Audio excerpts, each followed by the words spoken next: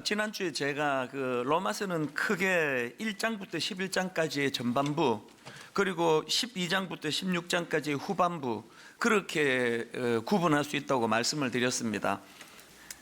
전반부인 로마서 1장부터 11장까지에서는 교리를 다루었고, 또 12장부터 16장까지에서는 그 교리를 바탕으로 한 적용입니다. 이 삶과 윤리를 주로 다루고 있다, 그런 말씀을 지난주에 드렸었습니다. 제가 이런저런 그 책들을 찾아보니까 이 로마서의 전반부와 후반부의 특징을 다양하게 설명하는 것을 볼 수 있었는데요. 그 중에서 그 만화 로마서라고, 이게 만화라고 가볍게 볼 책은 아닙니다. 그 만화 로마서라고 하는 그 책에 보니까 이 부분을 이렇게 설명합니다. 로마서의 전반부는 우리가 믿어야 할 것들을 다루고 있고, 후반부는 우리가 행동해야 할 것들을 다루고 있다. 이게 참 저한테 와닿더라고요.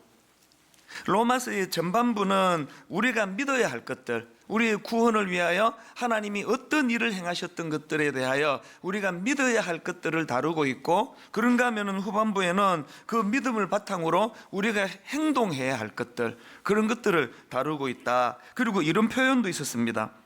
교리는 하나님이 우리를 위해 행동하신 것에 대한 내용이고, 윤리는 우리가 하나님을 위해 행동하는 것에 대한 내용입니다. 이것도 너무 그 표현이 좋았습니다. 하나님이 우리를 위해서 행하신 일들, 그것들을 살펴보는 게 교리고, 그 교리를 이해하면은 너무 감동이 되고 가슴이 벅차니까 이제 우리가 하나님을 위하여 행동하게 되는 것, 그게 윤리라는 거예요. 이 로마서의 전반부가 또 후반부가 어떻게 특징 짓는지 이제 잘 정리가 된 것 같은데요. 그래서 이제 오늘부터는 이 로마서의 이제 후반부를 이제 함께 살펴보게 되는데, 로마서 후반부가 이렇게 말씀을 시작합니다. 12장 1절. 그러므로 형제들아, 내가 하나님의 모든 자비하심으로 너희를 권하노니 너희 몸을 하나님이 기뻐하시는 거룩한 산 제물로 드리라. 이는 너희가 드릴 영적 예배니라. 흔히들 이 로마서 12장 1절 2절을 나머지 12장부터 16장 전체를 압축해 놓은 말씀이다, 요약해 놓은 말씀이다, 그렇게들 설명을 하는데요. 그렇기 때문에 이 로마서 12장 1절 2절에 나오는 그 단어 하나하나, 문장 하나하나가 얼마나 중요한지 모릅니다.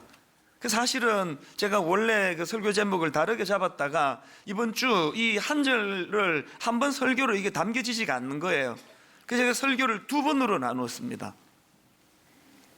먼저 우리가 살펴봐야 되는 거는 제일 먼저 나오는 그러므로 형제들아, 이 그러므로라는 접속사예요. 이게 왜 중요하냐? 여기 나오는 그러므로 형제들아 할 때 이 그러므로라는 접속사는요, 앞에 나와 있는 1장부터 12장 전체를 다 아우르는 차원에서의 그러므로입니다. 하나님께서 우리를 구원해 주시기 위하여 어떤 일을 행하셨는지 너희들이 이제 다 알게 된 거 아니냐? 하나님이 너희들을 구원해 주시려고 어떤 놀라운 은혜와 은총을 베풀었는지 너희들이 다 알게 된 거 아니냐? 알았다면 그러므로 너희들은 이런 삶을 살아야 한다. 그러니까 이 전반부와 후반부를 연결하는 사다리 같은 차원에서의 그러므로예요. 그러니까 저는 한 몇 주 동안에 이 로마서 1장을 계속 읽고 또 자료도 찾아보고 또 묵상도 하고 그러면서 이 그러므로 형제들아, 이걸 자꾸 제가 이걸 되뇌어 보다 보니까요, 여기 나오는 이 그러므로라는 접속사가 이게 이 두 가지 균형을 가지고 살펴봐야 되게 하는 그런 깨달음을 얻게 되는 겁니다. 어떤 균형을 가지고 이 그러므로라는 접속사를 봐야 하느냐? 첫째로는요, 여러분 이제 우리는요, 그 로마서 전반부인 11장까지에서만 머물면 안 된다는 거예요. 11장까지에서만 머물러 있지 말고 이 그러므로의 사다리를 타고 12장으로 건너가야 된다는 것입니다.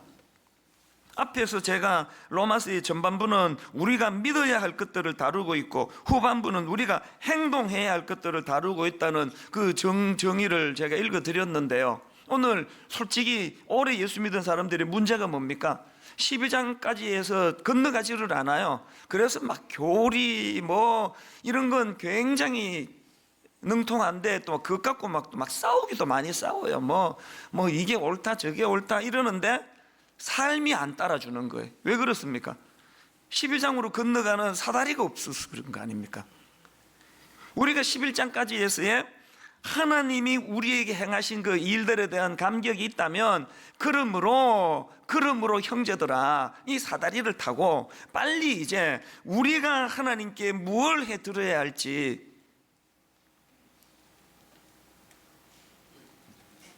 제가 지난주에 그 참 재밌는 걸 경험했는데요. 이제 이번 학기 다락방 교재가 로마서로 바뀝니다. 너무너무 기대가 돼요.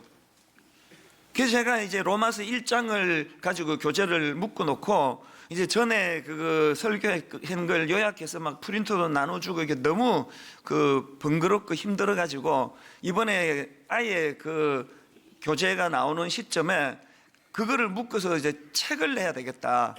그래서 이제 로마서 1장을 가지고 그 교재랑 똑같은 그 진도를 맞추어서 이제 책을 이제 다음 주쯤 나올 거예요. 그러니까 이제 마지막 원고 마감이 이제 가까우니까 지난 한 주 내내 그걸 붙들고 씨름을 했거든요. 그러니까 주일 설교를 위해서는 로마서 12장 말씀을 계속 이제 묵상을 해야 되고 책을 이제 탈고하기 위해서는 로마서 1장을 계속 읽고 또 제가 했던 설교들을 묵상하다가 보니까 그 원고에 예전에 제가 했던 설교의 이제 내용인데요. 너무 흥미로운 그 문구 하나가 발견이 되는 겁니다. 그 책에 나오는 문구 하나 제 눈에 들어온 게 이겁니다. 교육 전문가 토니 와그너가 이노베이터의 탄생이란 책에서 이런 말을 했다. 세상은 당신이 무엇을 알고 있는지 관심이 없다.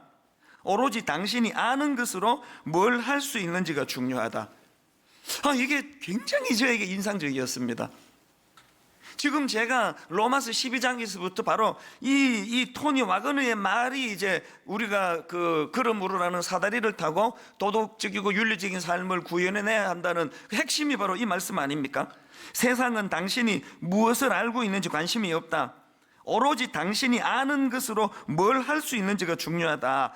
빨리 로마서 11장에만 머물지 말고 12장으로 건너가서 네 삶이 너의 윤리적이고 도덕적인 깨끗함으로 거룩함으로 바뀌어야 된다. 이걸 강조하는데 이 토니 와그너의 말이 핵심 요약 같은데 이게 벌써 로마서 1장에서 이게 언급이 됐더라고요.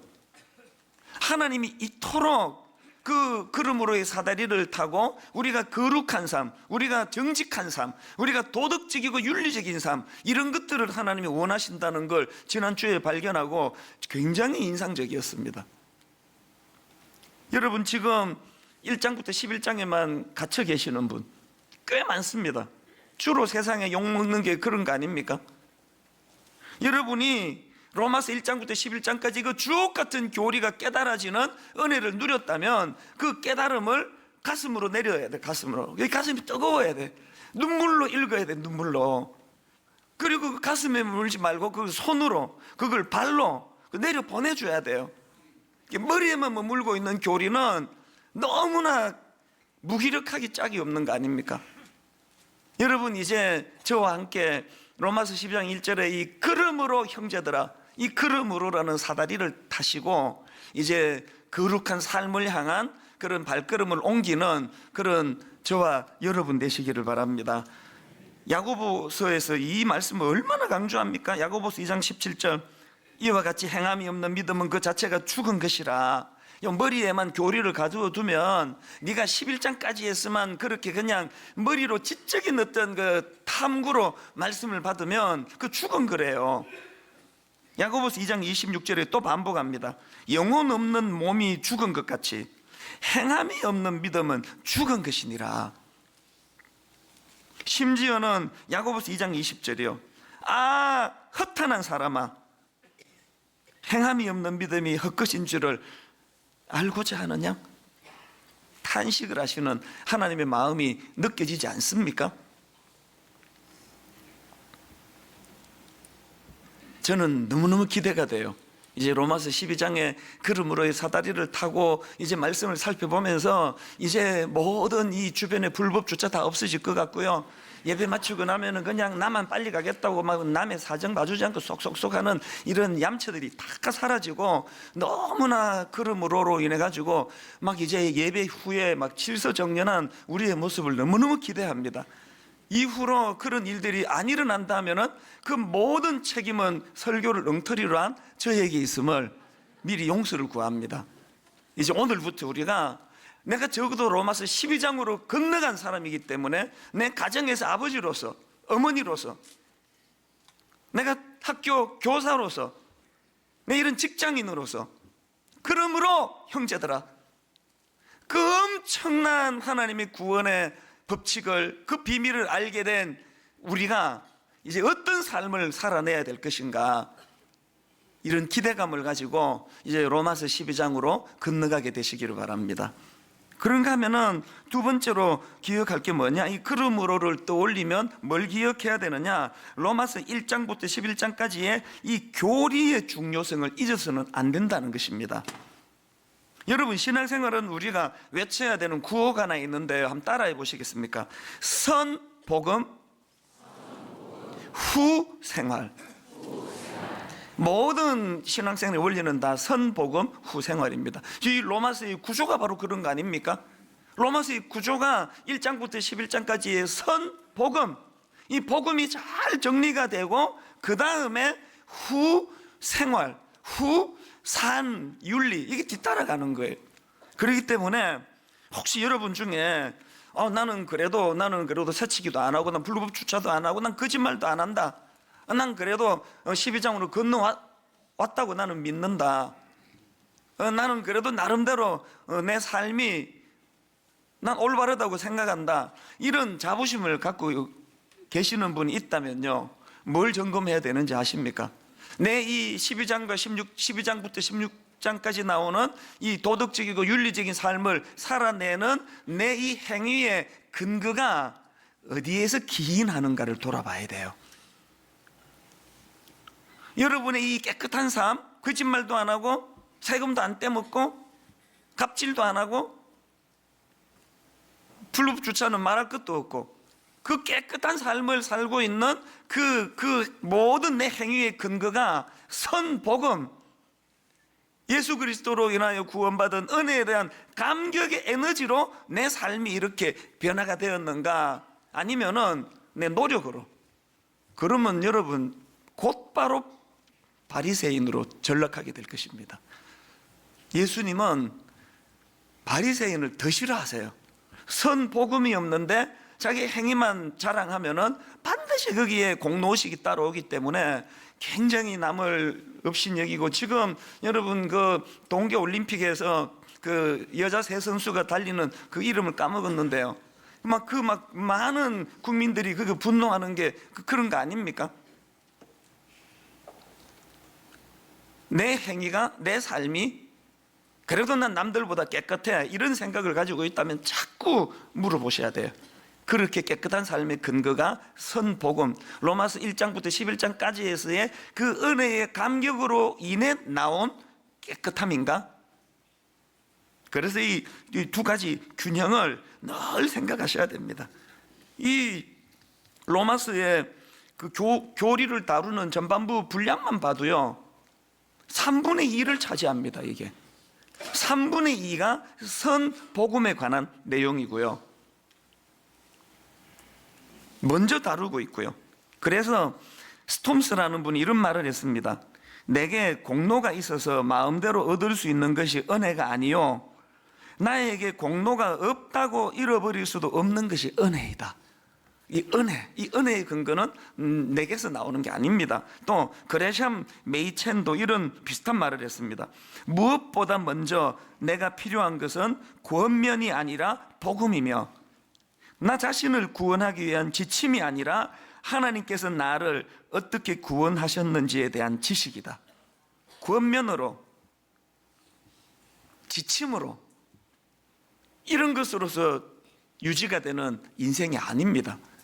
복음, 날 구원하기 위하여 하나님 행하셨던 그 수많은 하나님 은혜에 대한 감격, 그 감격이 내 안에 용솟음치면 그러므로 형제들아, 그러면서 우리의 삶의 변화가 일어나는 겁니다.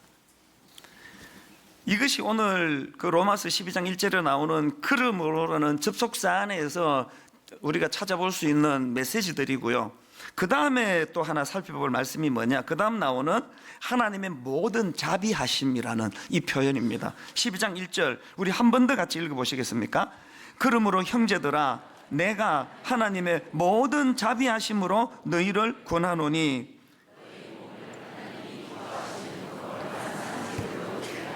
이는 너희가 드릴 영적 예배니라. 여기 나오는 내가 하나님의 모든 자비하심으로 너희를 권하노니, 여러분 만약에 로마서 12장 1절과 2절이 그 이후에 나오는 12장부터 16장 전체를 요약한 말씀이라고 한다면요, 저는 여기 나오는 내가 하나님의 모든 자비하심으로 너희를 권하노니 이 말씀은요, 이제 앞으로 우리가 다루게 될 삶에 대하여, 윤리에 대하여 구절 한 구절 한 구절에 이 모든 하나님의 자비하심으로 너희를 권하노니는 감초처럼 다 들어가야 된다고 생각합니다. 모든 하나님의 자비하심, 이것이 모든 내 삶의 행위의 근거가 되기 때문입니다. 여기 나오는 하나님의 모든 자비하심 할 때 이 자비라는 단어는 헬라어로 오이크티르모스라는 단어예요. 제가 TDNT 사전에 의하면은 이 단어는요, 고난이나 어려움에 빠진 사람에 대한 깊은 감정, 이런 거를 나타낼 때 사용되는 단어라는 겁니다. 그리고 여러분, 이 오이크티르모스라는 이 자비라는 이 단어는요, 주로 우리를 향하신 하나님의 마음을 표현할 때 사용하는 단어입니다. 고린도후서 1장 3절을 보십시오. 찬송하리로다, 그는 우리 주 예수 그리스도의 하나님이시요 자비의 하나님이시요. 여러분의 자녀들이 여러분을 묘사할 때 어떤 아버지로 묘사할 것 같습니까? 성경은 우리 하나님을 묘사할 때 자비의 아버지라는, 자비의 아버지. 그런데 이 자비가 어떤 자비인가를 알 수 있는 말씀이 있는데요, 70인경에 보면은 그 히브리어 라함이라는 단어를 헬라어 자비라는 단어로 그 번역한 것을 알 수가 있는데요. 자, 예레미야 31장 20절을 보십시오. 에브라임은 나의 사랑하는 아들, 기뻐하는 자식이 아니냐. 내가 그를 책망하여 말할 때마다 깊이 생각하노라. 그러므로 그를 위하여 내 창자가 들끓으니 내가 반드시 그를 불쌍히 여기리라. 여호와의 말씀이니라. 여기 나오는 창자가 히브리어로 라함, 다시 말해서 오늘 본문에서 말하는 하나님의 모든 자비하심 할 때 이 자비라는 단어예요. 애절한 마음으로 그 북이스라엘이 돌이키기까지 하나님이 얼마나 간절한 마음으로 그들을 긍휼히 여기셨는가를, 왜 이게 감동이 될까요? 저의 지난 인생을 되돌아보면 하나님이 그냥 저 정도 인내밖에 없으셨으면 저는 이 자리에 없습니다. 내쳐도 벌써 내침을 당했을 거예요. 그러나 그 미숙한 저를 향하여 날마다 하나님의 실망케 하는 저를 불쌍히 보시는 하나님께서 애절한 마음으로 불쌍히 여기시는 그 하나님의 마음, 그런가 하면은 여러분, 여기서 한 가지 더 중요한 게 뭐냐 하면은 여기 나오는 이 자비하심, 이게 원문으로 보면은 복수형이에요. 자비하심들이에요. 그래서 우리말 성경에는 모든 자비하심으로 이렇게 표현을 한 거예요. 무슨 뜻입니까? 우리를 향하신 하나님의 자비하심은 십자가 지실 때 한 번, 그리고는 12장으로 안 건너가는 이것들은 다 도로 빼앗아 버려야 되겠다가 아니에요. 복수를 사용하심으로 말미암아 내 삶 다양하게 펼쳐지는 이 하나님의 자비하심, 제 삶에, 제 가정생활에, 자녀 교육에, 저의 목회에, 어리버리한 수많은 과정에 하나님의 자비하심이 어떻게 은혜를 드늦게 만들었는가? 그래서 저는 오늘 이런 의미에서 이제 로마서 12장 본격적으로 말씀을 살펴보기 전에 오늘 서론격으로 이제 1장 1절에 나와 있는 하나님의 모든 자비하심으로 이 말씀을 살펴보면서 저는 오늘 예배 드리는 모든 성도님 또 저 자신에게 하나님의 모든 자비하심이 여러분 삶에 선한 영향력이 되기를 주님 이름으로 축복합니다. 그러셔야 돼요. 내 삶 전반적으로 이 하나님의 자비하심의 선한 영향력, 여러분 이런 하나님의 모든 자비하심이 이루어지면은 어떤 일이 일어나느냐, 두 가지로 제가 간략하게 정리를 좀 해드릴게요. 첫째로요, 여러분 하나님의 모든 자비하심으로가 구현이 되면 그 하나님의 자비는 흘러넘침 또 흘러내림이라는 걸 깨닫게 될 것입니다. 그 존 파이프 목사님 책에 보니까 이런 표현이 너무 좋아 제가 옮겨 적어 놓은 게 있습니다. 하나님의 자비하심 위에 삶을 세워라. 제가 오늘 설교 제목을 이렇게 바꾼 것도 여기에서 나온 거예요. 하나님의 자비하심 위에 당신의 삶을 세워라. 이게 무슨 말입니까? 여러분 우리 삶의 토대가 이 창자가 끊어지는 것 같은, 그리고 모든 우리 삶의 영역에 우리를 긍휼히 여기시는 이 하나님의 자비하심의 토대 위에 우리 인생이 세워진다고 한다면, 이제 여러분 앞으로 로마서 12장을 보겠지만 12장 곳곳에서 이 하나님의 자비하심의 흘러넘침이 우리 이웃들에게 어떻게 흘러가는 것을 알게 될 것입니다. 예를 들면은 12장 3절부터 8절까지 교회 공동체와의 관계에서 하나님의 자비하심이 흘러넘칠 때 어떤 일이 일어나는지, 그런가 하면 9절부터 16절까지에 나오는 믿는 성도들과의 관계에서 이 하나님의 자비하심이 흘러나올 때 어떤 아름다운 형제 사랑이 나타나는지, 그런가 하면 17절부터 21절에 보니까 원수들조차 사랑하게 되는, 이 모든 근원은 하나님의 자비하심이 내게 흘러넘칠 때에 이게 가능하다는 거예요. 이 부분을 존 파이프의 그 글을 그대로 제가 인용해 드리겠습니다. 우리 삶을 자비하심 위에 세우십시오. 이 자비하심의 뿌리를 내리십시오. 그러면 우리의 새로운 삶은 자비로 넘쳐날 것입니다. 로마서 12장이 우리 삶에 실제로 나타날 것입니다. 로마서 12장 전체는 자비로 흘러넘치고 있습니다. 그러면서 이 존 파이프 목사님이요, 로마서 12장에 나와 있는 문장을 하나하나 이렇게 쭉 열거하는 대목이 있는데 너무 감동이 됐습니다. 자, 로마서 12장에 나오는 내용들을 한번 보십시오. 긍휼을 베푸는 자는 즐거움으로, 사랑에는 거짓이 없나니, 성도들의 쓸 것을 공급하며 너희를 박해하는 자를 축복하라. 우는 자들과 함께 울라.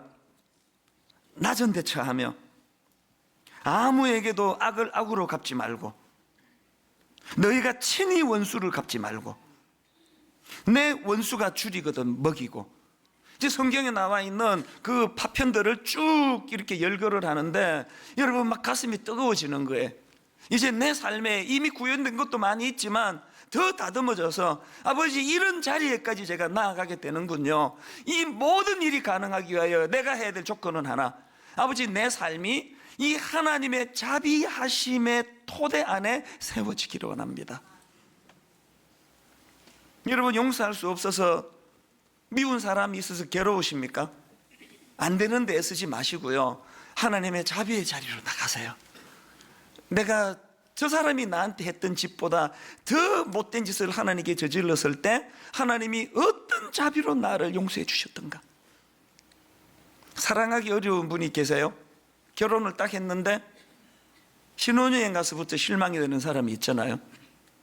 우리 집사람이 아니기를 바랍니다. 아, 이거 잘못 골랐구나, 내가 내 눈을 찔렀구나, 그러면서 괴로워하시는 분이 계시면요, 그거 정이 안 가는데 애쓰는 거는 그건 참 무모한 일이에요. 그 시도를 잠깐 내려놓고 하나님의 자리에, 자비의 자리로 가셔야 돼요. 이것보다도 더 사랑스럽지 않았나. 죄로 말미암아 이쁜 구석이라고는 하나도 없던 하나님을 조롱했던 나 같은 걸 어떤 자비를 베풀어 주셔서 오늘 나를 이 자리까지 인도해 주셨던가. 내게 그 하나님의 자비가 흘러 넘치면은 그 사람이 사랑스러워지는, 저는 그런 경험을 여러 번 했습니다. 우리 집사람에 그런 얘기가 아니고요, 우리 교역자들을 대하면서 누가 내게 상처를 줬을 때 저는 이 방법으로 많이 치유를 받은 경험들이 있습니다. 그런가 하면은 두 번째로, 우리 삶에서 하나님의 모든 자비하심으로가 이루어진다면 하나님의 자비는 예배적 삶의 원천이라는 사실을 깨닫게 되실 것입니다. 분량이 너무 많아서 이 부분은 이제 다음 주일날 본격적으로 다룰 생각이에요. 여러분, 제가 오늘 하나님의 자비하심으로라는 이 말씀에 관계되는 한 가지 말씀만 더 드리고 말씀을 정리하려고 하는데요, 제가 이게 떠올려져서 또 어저께 오늘 새벽 마음이 너무 좋았습니다. 작년 가을인데요, 제가 부산에 어느 큰 그 공원이래요. 굉장히 그 잘 만든, 최근에 만든 공원이라고 하는데 새벽에 그 공원을 거닐었습니다. 그 분당 사람이 그 부산의 공원을 왜 거닐었지 그러시겠지만요, 이제 저는 가끔씩 이제 지방 집회를 내려가면은 이제 막 목사님 잘 대접하고 싶습니다, 목사님께 은혜 받았던 우리 어느 집사님이 목사님 호텔 부표로 모실라 그럽니다. 그러면 저는 다 사양해요.